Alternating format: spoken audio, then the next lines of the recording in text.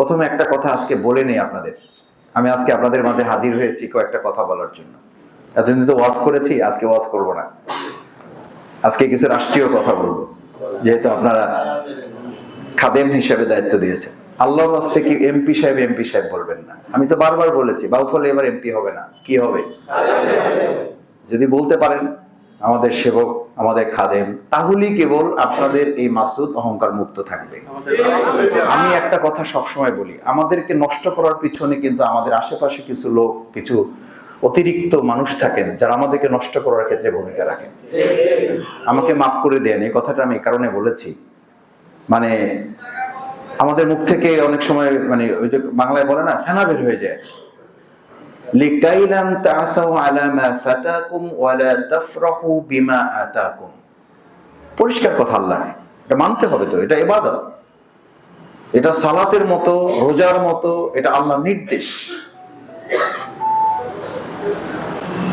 সুতরাং সম্মান মর্যাদার দিক থেকে যদি আল্লাহর সাথে সম্পৃক্ত না করা যায়, ইসলামের সাথে, আল্লাহ সন্তুষ্টির সাথে সম্পৃক্ত করার নির্দিষ্ট না হয়, দুনিয়ার এই সমস্ত সম্মান মর্যাদায় আপনার এক পয়সার কোনো মূল্য। আপনি পৃথিবীতে এখন পর্যন্ত কেউ শুনেছেন যে মানে ভিন্ন ধর্মের লোকেরাও অহংকার করে, গর্ব করে তার ছেলের নাম, মেয়ের নাম বা অথবা চাচার নাম ফেরাউন রাখছে? কেন রাখে নাই? নিকৃষ্ট, এটা ঘৃণিত।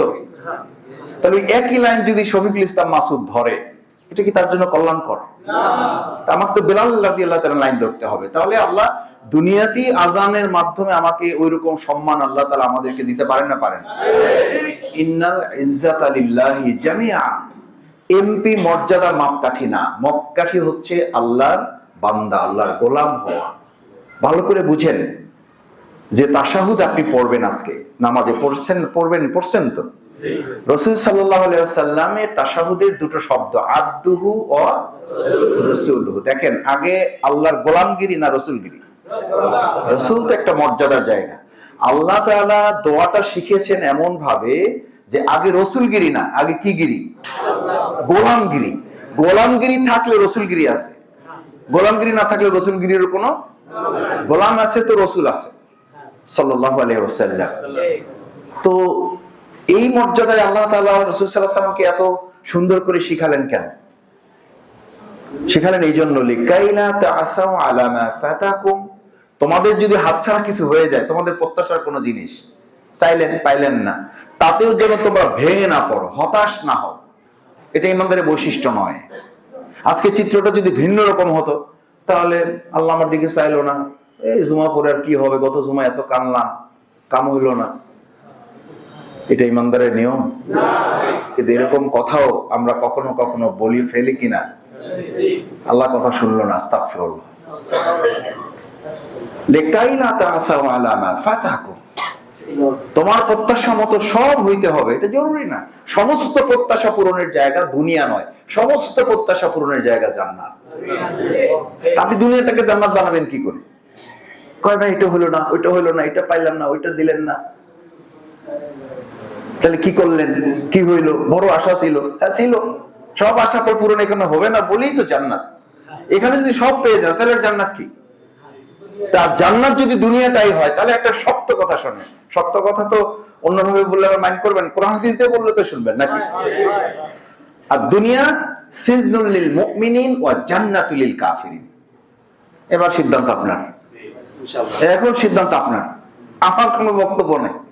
ক্বালা রাসূলুল্লাহ সাল্লাল্লাহু আলাইহি ওয়াসাল্লাম আদ-দুনিয়া সিজনুল মুমিনিন। যদি ঈমানদার হও তাহলে দুনিয়াটা একটা জেলখানা। কি খানা? জেলখানা। তাহলে এখন কই আছেন? জেলখানায় মানুষ যত ভালো থাকুক, থাকতে চায় না, কিন্তু আপনি তো থাকতে চান, তার মানে সমস্যা আছে। সমস্যাটা কি? ওয়া জান্নাতুল লিল কাফিরিন। শুধু কাফেররাই এই দুনিয়াটাকে কি মনে করে? জান্নাত মনে করে। তাহলে তো আপনি যদি দুনিয়ার সব পাওয়ার চিন্তা করেন, আমি যদি সব পাওয়ার চিন্তা করি, তাহলে তো আমার ডেজিগনেশন, আমার পরিচয়টাই কি হয়ে যাচ্ছে? চেঞ্জ হয়ে যাচ্ছে। তো এটা মারাত্মক ব্যাপার না? এটা কঠিন কথা না? তাহলে সমস্ত চাওয়া পাওয়ার জায়গা দুনিয়া নয়, সমস্ত চাওয়া পাওয়ার জায়গা জান্নাত। আর যদি আমি দুনিয়ায় সব চাওয়া পাওয়ার ঠিকানা নির্ধারণ করি, তাহলে আমি ইমানদার থাকি না, আমার পর্যায়টা কাফেরের জায়গায় চলে যায়। নাউজুবিল্লাহ। আল্লাহ আমাদের হেফাজত করুন। এটা মাথা থেকে আমাদের ফেলে দিতে হবে। দুনিয়া সব পাওয়ার জায়গা নয়। আমার না পেলেও হতাশ হয়ে ভেঙে পড়াটাও আল্লাহর সুন্নাত নয়। সুন্নাতটা কি? লিকাইলা তাসাউ আলা মা ফাতাকুম ওয়ালা তাফরাহু বিমা আতাকুম। আবার তুমি পেয়ে গেছো, ভাবখানা এরকম, উরে বাপরে বাপ, কি যে একটা অবস্থা, ডাইনে বামে সামনে পিছনে লোকজন, মানে একটা হুলস্থুল কাণ্ড। এই যে মসজিদে, আমাকে আল্লাহর ওয়াস্তে মাফ করে দেন, কিছু মনে করেন না আপনারা, শফিকুল ইসলাম মাসুদ ঢুকবে, একজন সাধারণ মুসল্লি ঢুকবে, there is no difference between a stage, দুজনের মধ্যে কোনো পার্থক্য থাকবে না, সেটার নাম হচ্ছে ইসলাম। হ্যাঁ, আলাদা করে কোনো মহাব্বত থাকতে পারে, কিন্তু সেই মহব্বতের মধ্যে যেন দুনিয়ার কোন ইন্টেনশন, কোন বাড়াবাড়ি কোনো না থাকে, সেটার ব্যাপারে রাসূল সাল্লাল্লাহু আলাইহি ওয়াসাল্লাম এমনও বলেছেন, পিছনে তুমি জুমায় এসেছো, তুমি পিছনেই বসো। একজনের কাঁধ নিয়ে তুমি যদি যাও, এটা আদবে শুধু খেলাফ না, এটা রাসূল সাল্লাল্লাহু আলাইহি ওয়াসাল্লাম নিষেধ করেছেন।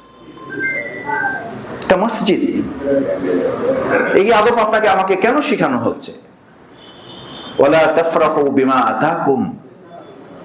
তুমি কোনো কিছু পেয়ে গেছো, কোনো কিছু তোমাকে দেওয়া হয়েছে, এই দেওয়া পাওয়া নেওয়া, এটার মালিক তো তুমি না, এটা মেহেরবানি করে, দয়া করে, অনুগ্রহ করে, মায়া করে তোমাকে কে দিয়েছে? আল্লাহ দিয়েছে। আর আমি পিছনে বসলে কি অসুবিধা? সামনে এবং পিছনের উপরে ভিত্তি করে তো জান্নাত জাহান্নাম নির্ধারণ হবে না। জান্নাত জাহান্নাম নির্ধারিত হবে আমি যেখানে বসেছি, যে কথাগুলো বলছি, যে কথাগুলো শুনছি, তার উদ্দেশ্য যদি হয় আল্লাহ সন্তুষ্টি, আর উদ্দেশ্য যদি হয় এগুলো আমি মানতে চাই, বুঝতে চাই, আমল করতে চাই, তাহলে সামনে বসে থেকেও যদি আমল করা না যায়, তাহলে কোনো লাভ হবে না। পিছনে বসে থেকেও যদি কোনোভাবে শুনে আপনি মানতে পারেন, তাহলে আপনি সামনে ওয়ালার চেয়ে বেশি সফল কাম।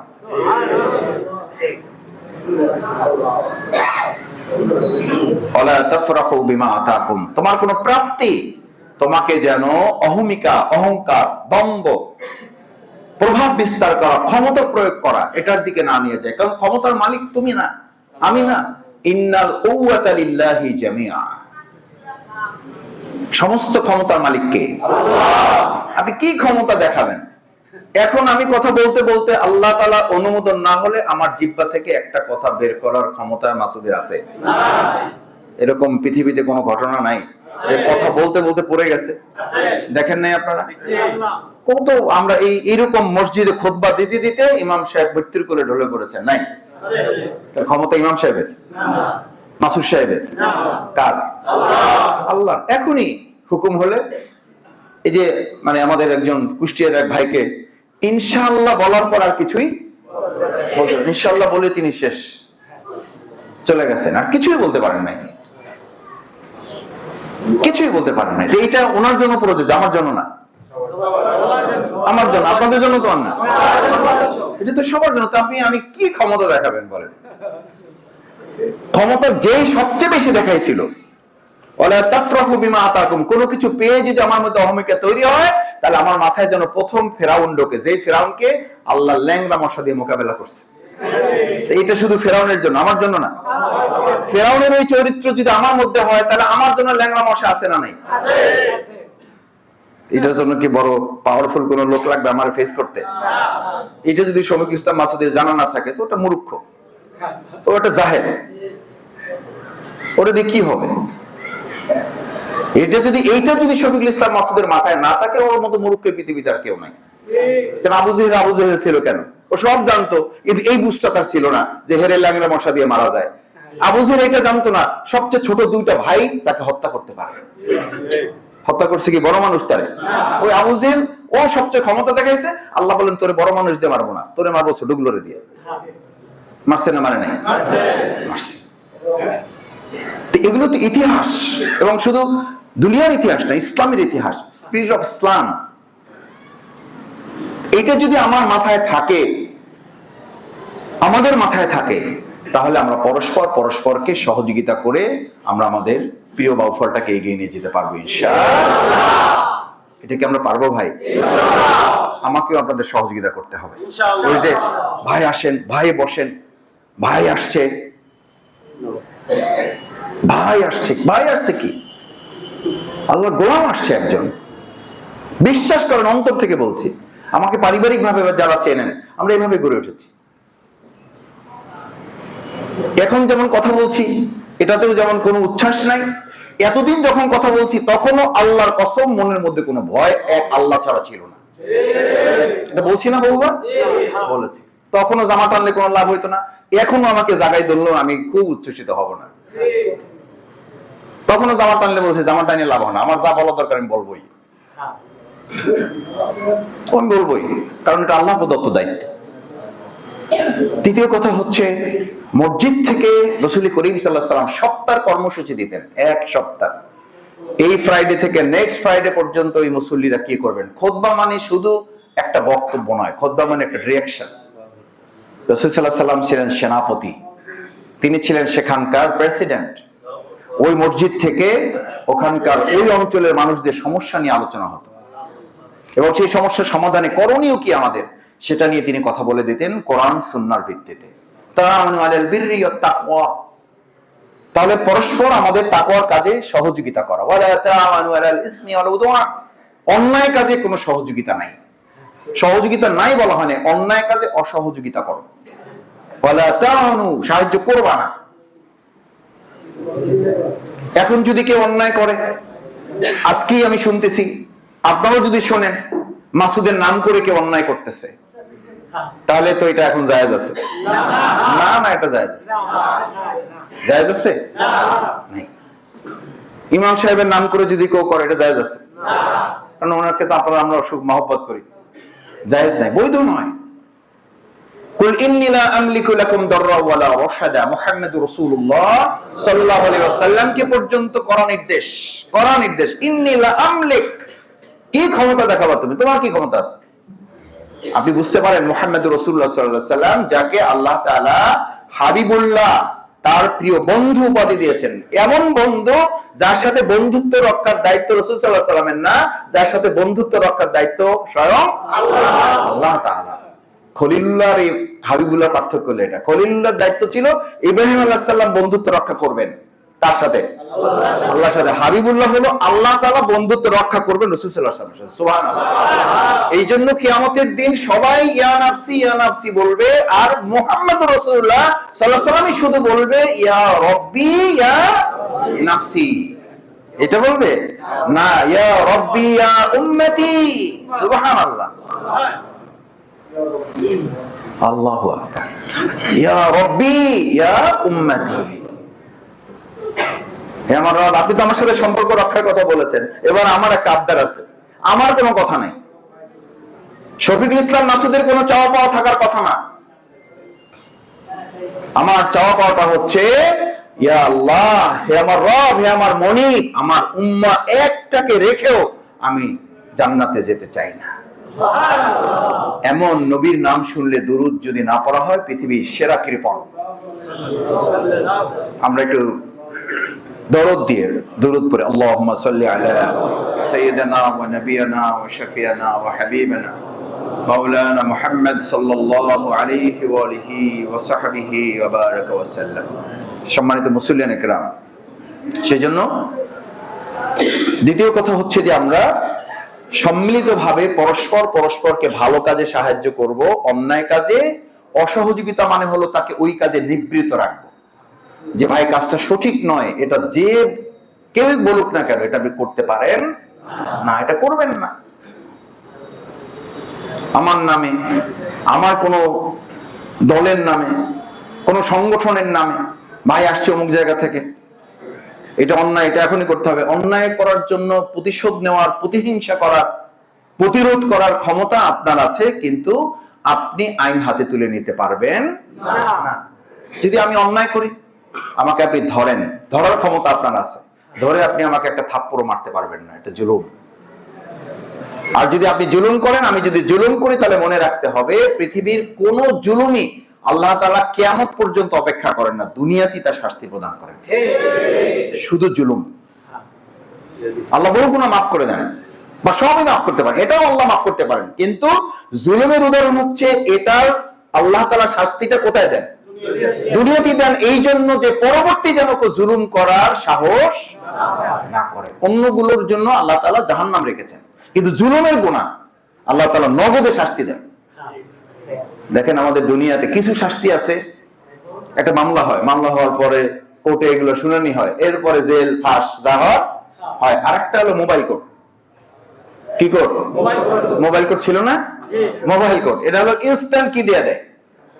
এই শাস্তি দেওয়ার মূল লক্ষ্য শাস্তি দেওয়া না, শাস্তি দেওয়ার মূল লক্ষ্য হলো এর দেখা দেখি অন্যরা যেন শিক্ষা নেয়, এই কাজ সে করলে একই শাস্তি তারও পেতে হবে। এটার জন্য কোনো আদার্স আইন কানুন মামলা মকদ্দমা কিছুই লাগবে না, এখনই তার এরকম শাস্তি হয়ে যাবে। আল্লাহ তাআলা জুলুমটাকে এভাবে বলেছেন, জুলুম করলে ইনস্ট্যান্ট শাস্তি হবে তোমার। সুতরাং আমাদের কোন পক্ষ থেকে যেন, কোন পক্ষ থেকে কারো উপর আমাদের যেন জুলুম না করি, জুলুম না হয়। আল্লাহ তাআলা আমাদেরকে সেই কাজে সাহায্য করুন, আল্লাহ তাআলা আমাদেরকে সেটার জন্য কবুল করুন। চতুর্থ হচ্ছে, আমাদের এই দুনিয়া আমরা এসেছি তো আমাদের হযরত আদম আলাইহিস সালাম, হযরত হাওয়া আলাইহিস সালাম, আমাদের তো একটা পরিবার, একটা জায়গা থেকে তো আমাদের শুরু। তো এই একটা জায়গা থেকে যদি শুরু হই, তাহলে তো আমরা সবাই পরস্পর একই পরিবারের অন্তর্ভুক্ত। আমরা তো সেই কথাটাই বলতে চাই যে আমাদের বাউফলটাকে আমরা একটা পরিবার মনে করতে চাই। সেখানে শফিকুল ইসলাম মাসুদের যদি কোনো অন্যায় থাকে, সেই অন্যায়ের বিচার করার দায়িত্ব যেন আব্দুর রহিম না নেয়। কারণ আব্দুর রহিম যদি নেয়, তাহলে আব্দুল জব্বারও তো নিবে, আব্দুল করিমও তো নিবে, আব্দুল সত্তারও তো নিবে, তাহলে পরিবেশ ঠিক থাকবে? থাকবে না। হ্যাঁ, মাসুদের ভুল হয়েছে, অন্যায় করেছে, সেটার জন্য আমাদের সমাজে প্রচলিত আইন আছে, আইন তার ব্যবস্থা গ্রহণ করবে। আমাদের অনুরোধ থাকবে, আহ্বান থাকবে, কোন ত্রুটি বিচ্যুতি ধরা পড়লে সেটা যে আমিও হই, তাহলে আমাদের দায়িত্ব হবে তার ব্যাপারে আইন প্রয়োগকারী সংস্থার কাছে তাকে তুলে দেওয়া, তাদের সহযোগিতা নেওয়া। আমি যেন আমার মতো করে কাউকে শাস্তির আওতায় না নিয়ে আসি। তাহলে আপনাকে আমাকেও মনে রাখতে হবে, আমাকেও এরকম শাস্তির আওতায় কে চাইলে নিয়ে আসতে পারে, কারণ আমার চেয়ে তো ক্ষমতাবান আছে। ভাই, দুনিয়াতে আল্লাহ তাআলা দেখেন, মানে ছোট মাছ থেকে শুরু করেন, মলন্দ মাছ, এটা খায় বোয়াল মাছ। এই বোয়াল মাছ খাওয়ার জন্য আরো বড় মাছ আছে, তিমি মাছ, এটা বড় মাছ খায় বা আরো বড় মাছ খায়। এই তিমি মাছ খাওয়ার জন্য আবার কি আছে? হাঙ্গর পিছনে লাগানো আছে। এই হাঙ্গরকে মোকাবেলা করার জন্য এমন একটা প্রাণী আছে, যে প্রাণীটা যদি হাঙ্গরকে টাচ করে, শুধু টাচ করতে পারে, তাহলে ওর সাথে সাথে মারা যায়। আল্লাহ তাআলা দুনিয়াতে এমন ভাবে ব্যালেন্স করে রাখছেন যে চাইলেই কেউ এককভাবে ক্ষমতাবান হইতে পারবেন না। এটা তো পরিষ্কার বর্ণনা আছে, পারবেন না। সুতরাং আমাকে মনে রাখতে হবে, আমি যদি ক্ষমতা দেখাই, আল্লাহ তাআলা আমার ক্ষমতাকে নিষ্ক্রিয় করার জন্য আমার উপরেও ক্ষমতাবান আছে। সুতরাং আমার ক্ষমতা দেখানোর ক্ষেত্রে হিসাব করতে হবে যে এটা দেখানোটা আমার যথার্থ না। আল্লাহ তাআলা আমাদের মাফ করুন এই জায়গায়। পঞ্চম, আমি আপনাদের যে কথাটা বলতে চাই, সালাতুল জুমায় আমরা যারা হাজির হই, আমাদের ভাবতে হবে এটা, যে এই সমাজ, এই রাষ্ট্রটাই আমাদের শেষ কথা নয়। এটা হচ্ছে একটা পরীক্ষা কেন্দ্র, আমরা একটা পরীক্ষার মধ্যে আছি। এই পরীক্ষার হলটা নির্ধারণ করেছেন কে? আল্লাহ। আল্লাযী খালাকাল মাউতা ওয়াল হায়াতা লিয়াবলুয়াকুম আইয়ুকুম আহসানু আমালা। আমি তোমাদেরকে মৃত্যু এবং জীবন সৃষ্টি করেছি যাতে তোমরা ভালো কাজ করতে পারো, কত ভালো সেটা পরীক্ষা করার জন্য। তাহলে আমরা তো সাধারণ অবস্থায় নাই, আমরা তো পরীক্ষার হলে আছি। This is not general room, this is absolutely exam হল। আপনি এটা পরীক্ষার হলে, পরীক্ষার হলে একজন ছাত্র বা ছাত্রী সবচেয়ে বেশি নজর দেয় কিসের দিকে? সময়ের দিকে। শুরু করে ঘড়ি দেখে, যতবার কোশ্চেনের দিকে তাকায় তার চেয়ে বেশি তাকায় সময়ের দিকে। এবং দেখেন মজার ব্যাপার হচ্ছে, সব লেখার পরও ছাত্ররা যখন বের হয়, বাবা মা জিজ্ঞেস করে, বাবা কেমন হয়েছে পরীক্ষা? শিক্ষকরা জিজ্ঞেস করে কেমন হয়েছে পরীক্ষা? কয় সবই ঠিক ছিল, ইস আরেকটু যদি কি পাইতাম। বলে না? বলে না? মানুষ যখন এই পৃথিবী ছেড়ে চলে যায়, ফেরেশতারা তার সামনে আসার সাথে সাথে একটা কথা প্রথমেই বলে, ইয়া লাইতানি কদ্দামতু লি হায়াতি। আফসোস, আমি যদি আরেকটু কি পাইতাম, আহা আরেকটু সময় যদি পাইতাম, তাহলে আমি ফজর নামাজটা কাজা করতাম না, জোহরটা কাজা করতাম না। আমি অন্যায়টা করতাম না, আমি অন্যায়টা ছাড়ার সিদ্ধান্ত নিয়েছিলাম, কিন্তু কি পাই নাই। এই সিদ্ধান্ত নিয়েছিলাম চিন্তা করতে করতে বহু কফিন মাটির নিচে কি আছে। কবরের কাছে গিয়ে আলী রাদিয়াল্লাহু তাআলা জানতে চাইতেন, হে কবরবাসী, তুমি এমন অনেক সিদ্ধান্ত জীবনে নিয়েছিলে, বাস্তবায়ন না করে চলে গেছো, আমি আলীর চেষ্টা করতেছি সিদ্ধান্ত যেন আমি বাস্তবায়ন করে তারপরে কবরে যেতে পারি। কবরের কাছে গিয়ে সবচেয়ে বড় উপলব্ধি হবে, এই কবরবাসীর মধ্যে এমন অনেকে আছেন সিদ্ধান্ত নিয়েছিলেন, বাস্তবায়ন করতে। আমাদের দায়িত্ব হচ্ছে যা আলোচনা, যা কোরআন, যা বুঝি সেটা ভালোভাবে যেন আমাদের জীবনে আমরা আমল করতে পারি। আল্লাহ তৌফিক দান করুন। কারণ পরীক্ষার হলে যখন শিক্ষক থাকে, ছাত্রদের জিজ্ঞেস করে কেমন হয়েছে, স্যার ভালোই হয়েছে, কিন্তু 2-4টা কোশ্চেন একটু কি হয়েছে, একটু ঝামেলা হয়েছে। তখন শিক্ষক কি সান্ত্বনা দেন আপনারা, বাবা যা পারো দেখো, পাস ফেলের দায়িত্ব তো আমার, খাতায় কিছু লিখতে হবে, কিছু যদি না লিখতে পারো তাহলে কিন্তু আমি কোনো দায়িত্ব নিতে পারবো না, চালাই যাও, লিখতে থাকো, যা মনে আসে লেখো, খাতা ভরে দাও, তারপর দেখা যাক কি হয়। বলে না, বলে না? বান্দার দায়িত্ব হচ্ছে আমল করার চেষ্টা করতে থাকা, যত আমল করতে পারেন আমলের মধ্যে থাকা। ওই আমলের মধ্যে কিছু ত্রুটি বিচ্যুতি থাকলেও খাতা দেখা শিক্ষক বলে যে বেচারা চেষ্টা করছে, দে পাস করাই। বলে না, বলে না? আল্লাহ তাআলা ঠিক কিয়ামতের দিন বিচার আচার দেখে ওভাবে বলবেন, চেষ্টা করেছে আমার বান্দা, ভুল ভ্রান্তি কিছু আছে, দিলাম ওরে মাফ করে জান্নাতে দাও। এখন আমলের পরিবর্তে দুনিয়া লইয়ে পড়ে রয়েছি, এটা ওইটা এই সেই, মানে হুঁশ নাই। অথচ আল্লাহ তাআলা বলেন, ওমাল হায়াতুদ দুনিয়া ইল্লা মাতাউল গুরুর। কি পিছনে ছুটতেছো তুমি? আমি মাঝে মধ্যে ভাবি আর কি, যে কত বড় বোকা হইলে আমরা। আপনি বলেন পৃথিবীতে এমন কেউ আছে যে জানে আমি প্রতারক, কনফার্ম হয়েছে, আমার সাথে আপনি বন্ধুত্ব করবেন? তাহলে আল্লাহ তাআলা যদি দুনিয়াটাকে প্রতারক বলেন, এই সে সত্য কথা আর কিছু আছে পৃথিবীতে? তাহলে দুনিয়াটাকে প্রতারক বলছেন কে? আমাল হায়াতুদ দুনিয়া ইল্লা মাতাউল গুরুর। এই দুনিয়াটা প্রতারণা ছাড়া আর কিচ্ছু না। এটা কার কথা? সেই প্রতারকের সাথে আপনার সম্পর্কের জায়গাটা কত মজবুত ভাবতে পারেন আপনি? কত পেরেশান, কত পাগল পাড়া। আমি প্রতারকের জন্য আপনি কি করতেছেন? অথচ আমার দায়িত্ব ছিল, ইয়া লাইতানি কদ্দামতু লিহায়াতি। আসল জীবন যেটা, আসল জীবন আল্লাহ তাআলা এটাকে বলেন নাই। আল্লাহ তাআলা আসল জীবন বলছেন মৃত্যুর পরের সময়টাকে। এই মৃত্যুর পরের সময়টাকে যদি কেউ গুরুত্ব দেয়, তাহলে দুনিয়ার জীবনের জন্য সে পাগল হইতে পারে না। ছোট্ট 2টা লাইন মাথায় রাখেন। যার মাথায় জান্নাত ঢোকে, তার মাথায় দুনিয়ার কোন সম্পদ ঢুকতে পারে না। যার মাথায় জাহান্নামের ভয় ঢোকে, তার মাথায় দুনিয়ার আর কোন ভয় আল্লাহ ছাড়া ঢুকতে পারে না। এখন আমার মাথায় ঢুকছে হলো দুনিয়া, জান্নাতে জায়গাই তো নাই। জান্নাত ঢোকার তো জায়গায় ফাঁকা রাখি না, দুনিয়া দিয়ে ভর্তি করে রাখছি। এইটা পাইলাম, ওইটা পাইলাম না, 2তলা হয়েছে 3তলা হইলো না, 3তলা হয়েছে টাইলস হইলো না, টাইলস হইলে এসি লাগলো না, এসি লাগলো, ডুপ্লেক্স বাড়ি তো করতে পারলাম না। আমার পাশের বিল্ডিংটা তো ডুপ্লেক্স, আমার ছেলে মেয়েরা খালি ধরে আমারে, বাবা করছো কিন্তু ডুপ্লেক্স তো হইলো না। ডুপ্লেক্স হয়েছে, সাথে তো বারান্দা হইলো না, বাগান তো হইলো না, বাগান তো হইলো, কিন্তু আমরা তো একটা সুইমিং পুল তো করতে পারলাম না। বাবা কি করলা তুমি? বাবা বাবা পাগল হয়ে যায়। আগে 200 টাকা ঘুষ খেয়েছে, এখন 500 টাকা খায়। এই পাগল বানাইছি না বানাই নাই? আমরা বানাইছি ভাই, বানাইছি।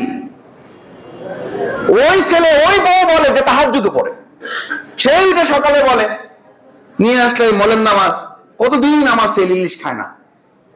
তো কি করবা বাবা হিসেবে? তোমার তো দায়িত্ব আছে, একটা বড় ইলিশ, একটা ডিমালা ইলিশ তো খাওয়ানো। সে চিন্তা করে এই আফসোসের জায়গা পূরণ করতে হলে আমার তো ঘুষ খাওয়া ছাড়া কোনো উপায় নেই।